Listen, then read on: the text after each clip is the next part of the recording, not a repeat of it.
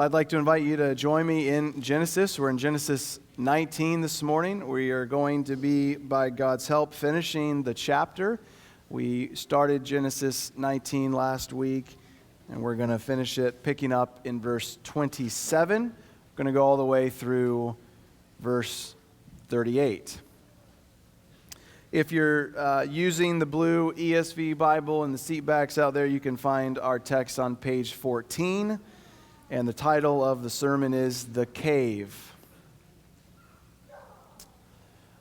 On August 24th, AD 79, the Roman city of Pompeii was annihilated when Mount Vesuvius exploded and blasted the city with lava, superheated gas, and ash. The residents were vaporized, and when they were hit by the 500 plus degree temperatures. Even today, plaster casts of the voids left by the bodies that were covered in volcanic ash and decayed, they can be seen, offering a glimpse into the final moments of the city's inhabitants. Now, this instantaneous destruction of a bustling city calls to mind the far more ancient destruction of the cities of Sodom and Gomorrah, which we began to consider last week. Sodom's destruction is something of a cautionary tale about the consequences of sin and immorality, and it warns the world about the judgment that is to come.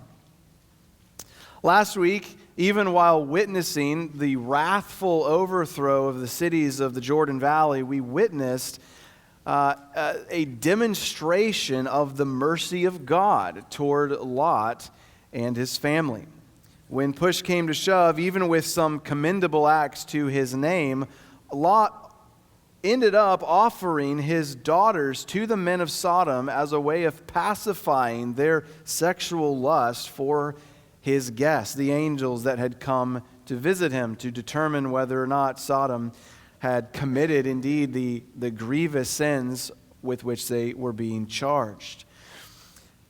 And then when Lot is urged by the angels to flee the city, he lingers, and he has to be led out by the hand to outside the city. And then even outside of the city, when he is urged to flee and escape to the hills, he asks if he may instead go to a small nearby city and remain in the valley.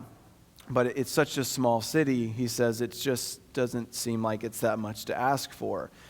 And despite all of this, despite the handing over his daughters, or attempting to, despite the lingering and the bargaining, the Lord is merciful to him. He spares his life, and he spares his family's life, and he permits them to flee to lodge at Zoar.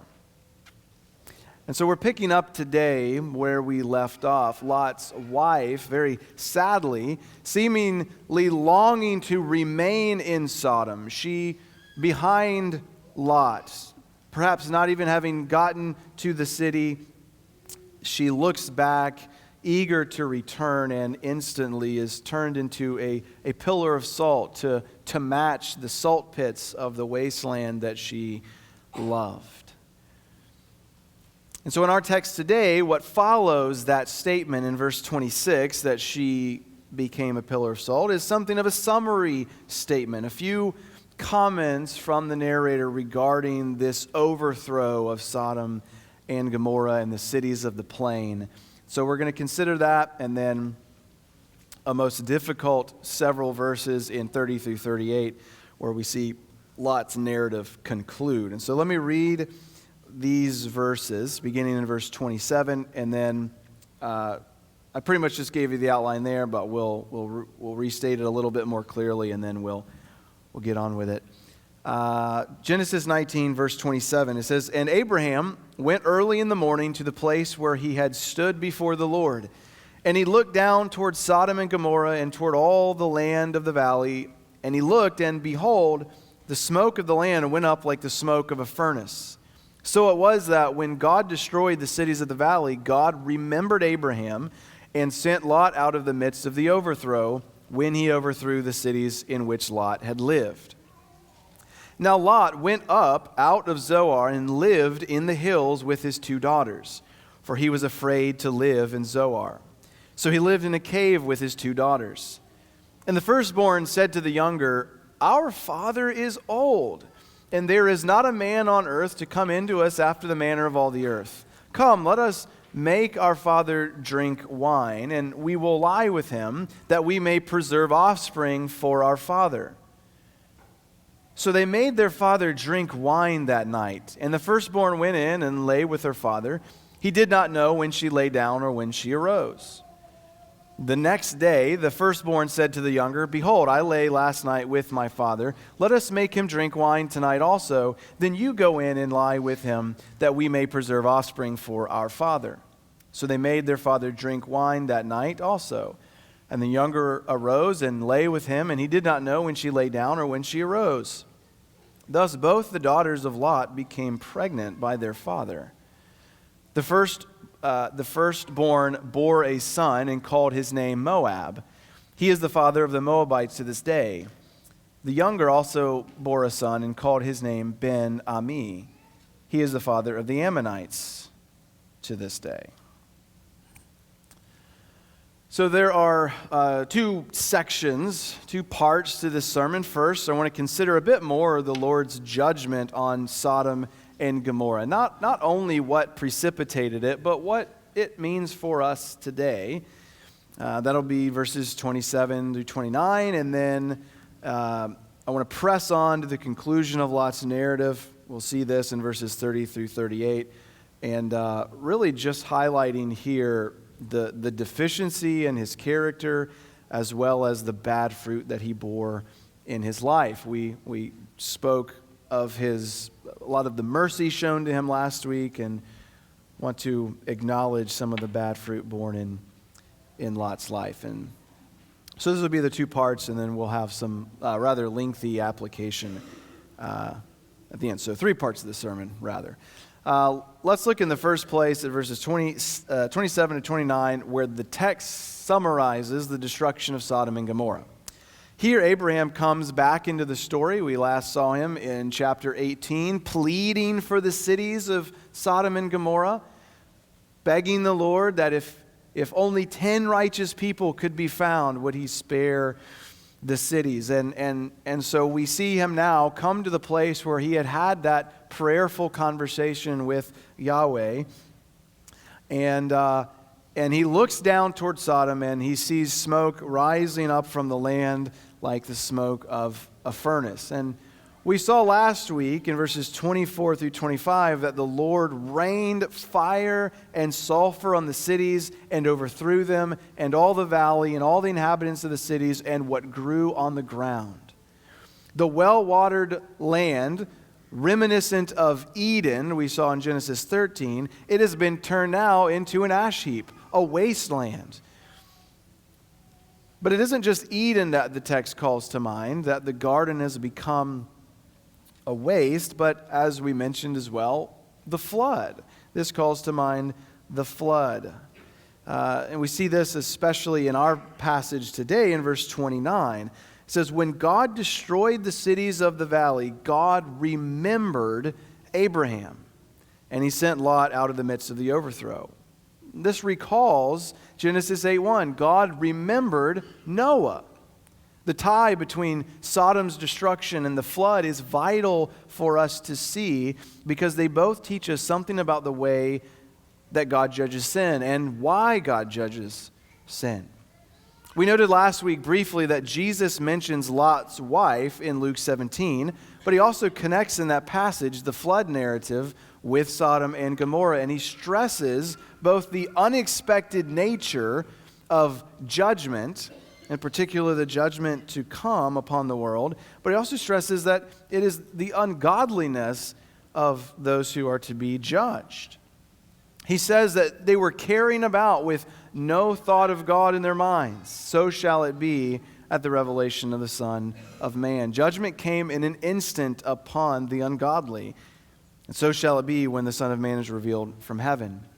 We also see this connection between the flood and Sodom and Gomorrah in 2 Peter 2, 4 through 10. And he makes this connection to stress this same point. Several verses here to read, but listen to what Peter writes. He says, "For if God did not spare angels when they sinned, but cast them into hell and committed them to chains of gloomy darkness to be kept until the judgment, if he did not spare the ancient world, but preserved Noah, a herald of righteousness, with 7 others, when he brought a flood upon the world of the ungodly, if by turning the cities of Sodom and Gomorrah to ashes, he condemned them to extinction, making them an example of what is going to happen to the ungodly, and if he rescued righteous Lot, greatly distressed by the sensual conduct of the wicked, for as that righteous man lived among them day after day, he was tormenting his righteous soul over their lawless deeds that he saw and heard, then the Lord knows how to rescue the godly from trials and to keep the unrighteous under punishment until the day of judgment, and especially those who indulge in the lust of defiling passion and despise authority." Don't we live in an age, in a time, a culture where indulging in the lust of defiling passion and despising authority is par for the course? These things certainly pair well together in our hyper-individualized pursuit of happiness through whatever means I desire. Bob Gonzalez, in his book, Where Sin Abounds, a commentary of sorts on Genesis, he summarizes essential sins of the cities of Sodom and Gomorrah this way. He says, the Sodomites were guilty of an inordinate love for material prosperity and an inordinate lust for sexual pleasure. Their sin is so grave that even the intercession of Yahweh's righteous servant cannot stay the divine gauntlet of judgment. Since the Sodomites abuse the gift of fertility both materially and sexually, Yahweh will give them their due recompense. Now he's summarizing Sodom and Gomorrah, but does not inordinate love for material prosperity and inordinate lust for sexual pleasure hit the nail on the head when it comes to the besetting sins of our day? The point isn't to say so much that the second coming is right around the corner, but I am saying that the kinds of things that marked these eras, the flood and Sodom and Gomorrah, are the kinds of things that mark our culture as well. While widespread homosexuality and other such sexual perversions in a culture are signs of God's judgment, according to Paul in Romans 1, 24 through 27, it's also true that sexual immorality, impurity, passion, evil desire, and covetousness occasion God's wrath. They are signs of God's wrath, and they bring about God's wrath. That's what Paul says in Colossians 3, 5 through 6. So the West is in serious decline. We face many of the same kinds of issues that were rampant in Sodom, and so the ungodly will do well to be warned and to repent. Cities and nations are overthrown often in world history, and we must be aware that we are signaling God's judgment on ourselves and also calling for it in many respects. So we'll come back a bit to Sodom and Gomorrah, make some more application, but we see here this summary, this overthrow, another connection with the flood. But moving on then to our second heading here with this final act of Lot, this closing of his narrative and his legacy. Despite having been rescued by the mercy of God, Lot grows fearful in Zoar. And so he eventually ups and moves to the hills as he had been instructed, or at least partially as he had been instructed by the Lord in the first place. And he plops himself down in a cave. One of the major themes in Genesis is the movement from life to death. It's It's really the major trajectory of the book as a whole. Genesis begins with the creation of the cosmos and ends how? With Joseph dead in Egypt. Lot's story maps onto that trajectory. His first prominent mention in the story presents him with too much prosperity to peacefully coexist with Abraham's men, and so he moves to a new Eden, a well-watered and luscious land, Sodom. And yet as the story unfolds, it's clear that he is moving away from life, away from the Lord, toward death.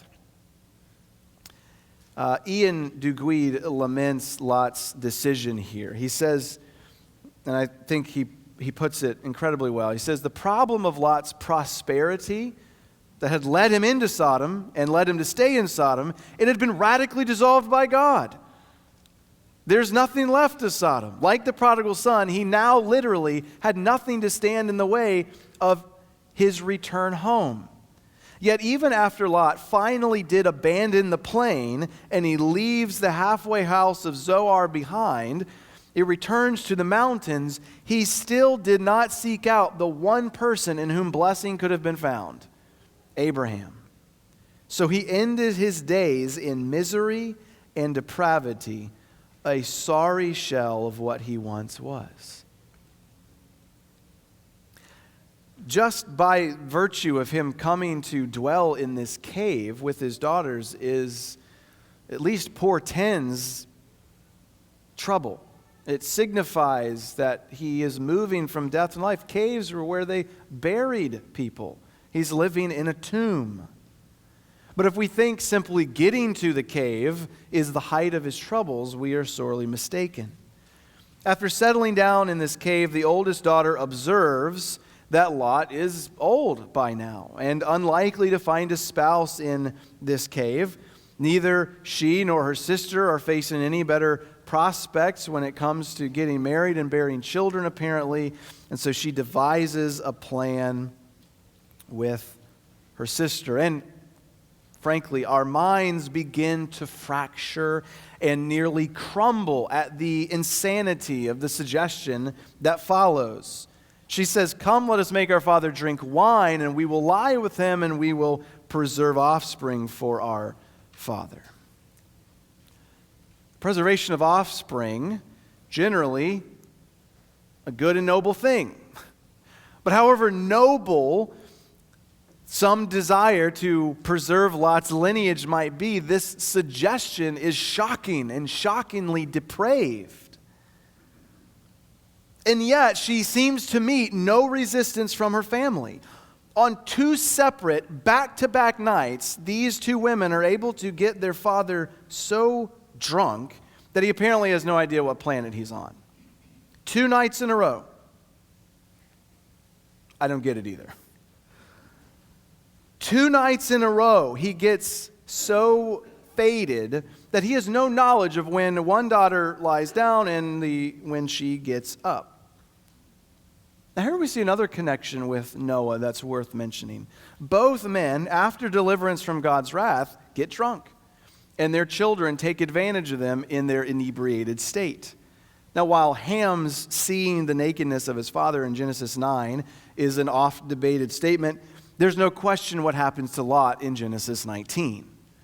Although Genesis 19's description of sexual misconduct, the chapter as a whole, both hetero and homosexual in nature, at a minimum, it gives some evidence that Genesis 9 is not being euphemistic. Ham saw his father naked and mocked him in some way to his brothers. Lot's daughters physically violated him. And so there are similarities, but there are differences here as well. I just mentioned one another. Noah learns what his son did to him and curses him, specifically his seed Canaan, whose descendants we read about today in Genesis 19 in Sodom and Gomorrah. But Lot, unlike Noah, he doesn't even seem to know what's done to him. He doesn't seem to have any kind of reaction at all. He speaks no words. He has no voice. He says nothing. He does nothing.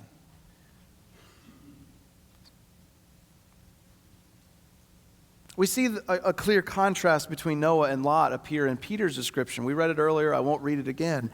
But notice he says, God on the one hand preserved Noah, a herald of righteousness, with 7 others.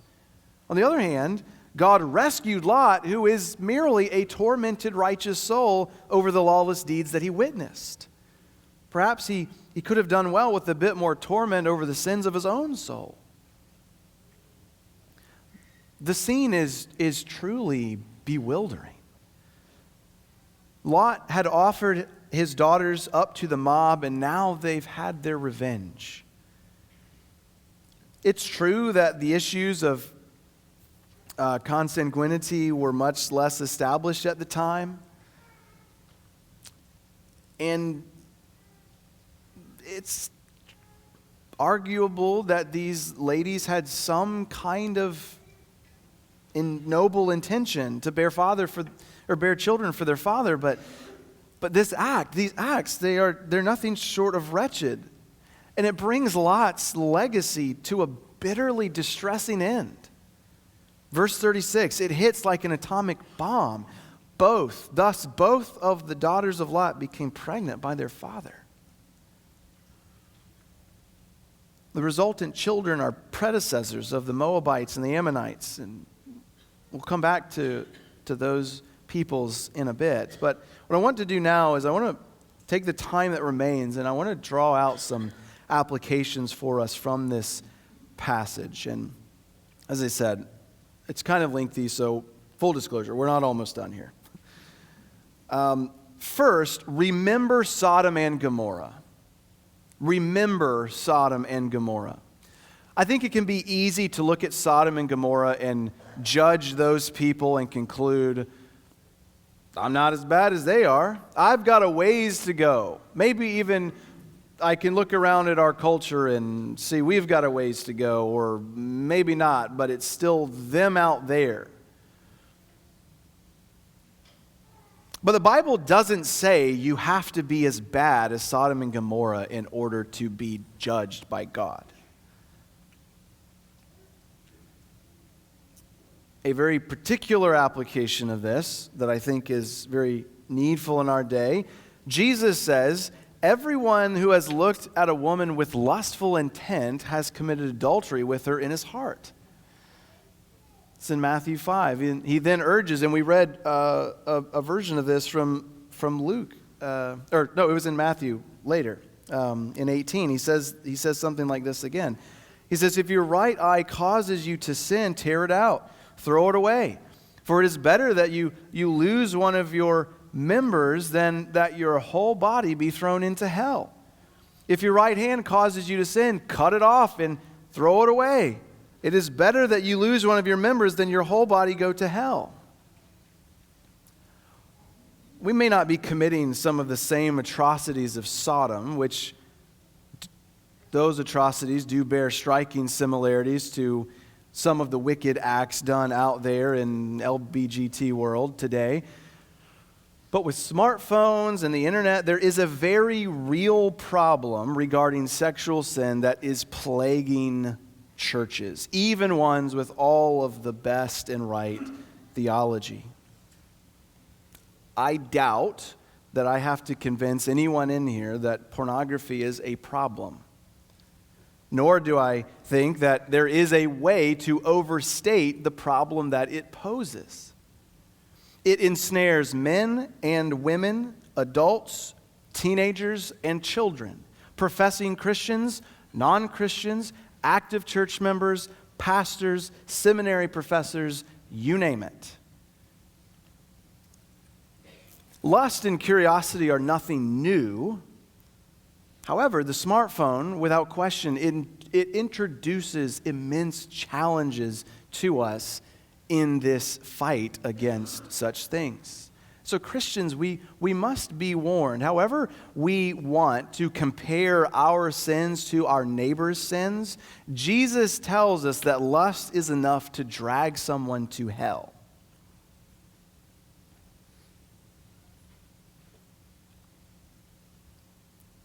struggling with lust, of course, cannot conquer the grace of God in a person's life. It is not a work we must perform in order to merit God's favor. I am not saying that. But I am saying that we need to be very serious when it comes to this issue. Furthermore, thinking about Lot and his inability to convince his sons-in-law to come with him, God forbid that we fail to deal with issues like this in our own hearts, and in addition to the harm it brings us, that we simply appear to be jesting when we warn others of coming judgment. And so, brothers, sisters, if you're setting worthless images and videos, or worthless words for that matter, before your eyes on a daily basis, that's clearly a problem, but you probably know that. But what about weekly or monthly or quarterly or yearly failings? Is that okay? Do we content ourselves with periodic falls into sin of whatever it may be? But here I am thinking specifically of things of a sexual nature, right? Do I content myself with non-explicit but extremely suggestive movies and images? Do I content myself with second and third glances, lingering gazes in public?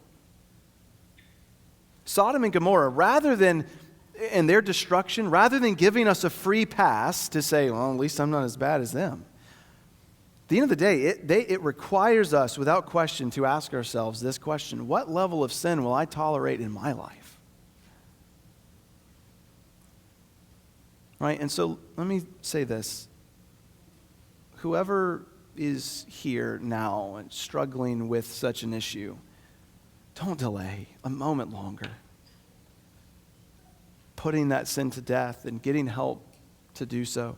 It is a sin, and it is not one that you will easily conquer on your own. It is not one that is a matter of mere willpower or access. Believer, you have been crucified with Christ. You've been crucified with Jesus in order that the body of sin might be brought to nothing, so that you would no longer be enslaved to sin. Sin no longer dominates you, and it must not do so anymore. And if you walk by the Spirit, you will not gratify the desires of the flesh. But we must be aware, we have targets on our backs. People are spending billions of dollars using every conceivable means possible to ensnare you in the trap. Maybe it's a trap of just pointless scrolling on Instagram, or maybe something far worse, but you are a target. We must cross a minefield every day of our lives. But it can be done. Lust and curiosity in general are lifelong battles, I believe, but by God's grace, you don't ever have to look at pornography again. It requires a patient, disciplined, and ever vigilant coordination of mind and body with the help, the needful help of the Lord. But we must identify and uproot the wickedness in our own hearts rather than simply blaming them out there for tempting us to sin, or by judging them out there so that we can pretend like we're not sinning. And lastly, on this first point, beyond that, we aren't simply interested in just not sinning. We want to put on righteousness, righteous practices, righteous habits. We want to cultivate virtue in our hearts, to love what's good, to love God and all that He is. We want to be pure in our thinking, our loving, our willing, our clicking, our watching, and our acting. And so wherever you find yourself in this struggle, whether you looked a year ago, a day ago, or this morning before church, now is the time to continue or to start to put off impurity, to put off immodesty and lust, sinful curiosity, and put on purity, modesty, love, and contentment by the help of God. So we need to remember Sodom and Gomorrah. Wherever our struggles are, there is a powerful word for us. But we also need to remember Lot. We saw this a bit last week. Lot demonstrates the danger of another vice here, drunkenness. I am no teetotaler. The Bible speaks well in places of the benefits of wine, but it also speaks of the dangers of it. We need to be aware we can bring great harm to ourselves and others through improper substance use. Much of the same counsel for the drunkard applies to the porn addict. You can be free, but you must confess your sin and confess it immediately, first to God and then to others that you've harmed, and seek help. There are physiological issues that come into play with these things that can make them particularly hard to break. But they, make no mistake, there are spiritual issues at play, and we must deal with those spiritually. But beyond the sin of drunkenness that Lot demonstrates here, we glean more from him. And I'm benefiting from J.C. Ryle. Again, I mentioned his book, Holiness, last week. I hope many of you bought it if you didn't already own it. And if not, here's a second plea. Go buy it and read it. We noted that Lot is said to be a righteous man, but the final assessment of him shows how little improvement he made upon the grace given to him. And there's tremendously bad fruit born in his life. Yes, he was saved. Yes, I believe Lot is in heaven with Jesus now. But is that all that matters? Well, no, you could argue that in a sense that's the most important thing, but that isn't the only thing. Ryle notes, for one, that Lot did no good to the inhabitants of Sodom. His life carried no weight. His words were not listened to, and his religion drew none to follow after him. No one outside of his house cared anything about what he had to say. The moment we witnessed him last week speaking up against their sin, what did they do? They rejected him. Are you to judge us, Lot? Of course, that says at least as much about them as it does him, but while there is fault in the men of Sodom not listening to him, there is fault in Lot not being a man worth listening to. But it's probably even more clearly seen in his own family. It isn't just the men of the town who didn't listen to him. It wasn't just with them that his life was of no consequence.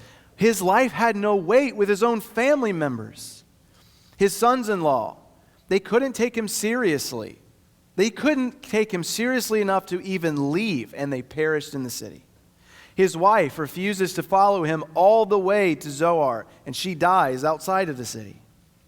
His daughters, while they do go with him to Zoar and to the hills beyond, they sacrifice their virginity and his honor as well, or well after the danger has passed. And so, brothers and sisters, remember Lot. While I think we're right to conclude that he made it to heaven, he serves as kind of a miserable example of what not to do. In nearly every way, the exhortation is this: don't be like Lot. Like I said last week, I think we can derive some comfort that even in one whose faith is so minimal that the fruit born is nothing more than inner turmoil over the sins of the world, we can derive some comfort from that, but we need to take note, that is not the normative way of salvation. Like the thief on the cross gives us assurance that a deathbed conversion is possible. It also warns that it is not typical. Proverbs 22:6, train up a child in his way, and even when he's older, he won't depart from it. The same goes with Lot. It is possible for one to be saved and to have such terribly minimal fruit in his life as Lot does, but the scripture is clear that this is not the way that things should normally go, or even that they do normally go this way. James 2:26, faith without works is not faith, it's dead faith. So we need to remember Lot, but we also need to remember Lot's daughters, or their sons anyway. And here's the final point of application. Lot's sons/grandsons become the fathers of two distinct peoples. Verse 37 and 38, the Moabites and the Ammonites. Back in Genesis 14, we considered Deuteronomy 2 for several minutes there. Moses describes in Deuteronomy 2 the wilderness wanderings of Israel after their rebellion against God in Numbers 13. And there he references some of the peoples that were destroyed in the giant wars of Genesis 14, but he also mentions Moab and Ammon. And he tells Israel they are not to harm or harass those peoples in any way, since he had given to them a possession in the land because they were Lot's descendants. Which seems to matter mostly because of his own relation to Abraham. And it shows the grace of God even in the midst of horrific sin. Now later on, Moab and Ammon both would oppose the Israelites as they traveled to the Promised Land after the Exodus. And so war would become common between them and Israel. Zephaniah 2, 8 through 10 has this to say about the two nations. I've heard the taunts of Moab and the revilings of the Ammonites, how they have taunted my people and made boast against their territory. Therefore, as I live, declares the Lord of hosts, the God of Israel, Moab shall become like Sodom, and the Ammonites like Gomorrah, a land possessed by nettles and salt pits, and a waste forever. The remnant of my people shall plunder them, and the survivors of my nation shall possess them. This shall be their lot in return for their pride, because they taunted and boasted against the people of the Lord of hosts. So what's significant about all of this? Well, it's because how this story in Genesis 19 connects with two other narratives in the Bible. One occurs later in Genesis, and the other in an entire book later on. And I'm indebted to Doug Van Dorn for this observation, and I think he is indebted to a guy named Fish for it, but it's important, and I think we need to see it here before we wrap up. In Genesis 38, we read about Judah and Tamar. For time, I won't give you too much detail about that narrative, and since I don't want to spoil too much of it for when we get to it later on this year, Lord willing. But in short, both Genesis 19 and Genesis 38 depict a disaster occurring. Someone dies. There's abandonment of women. There's merriment.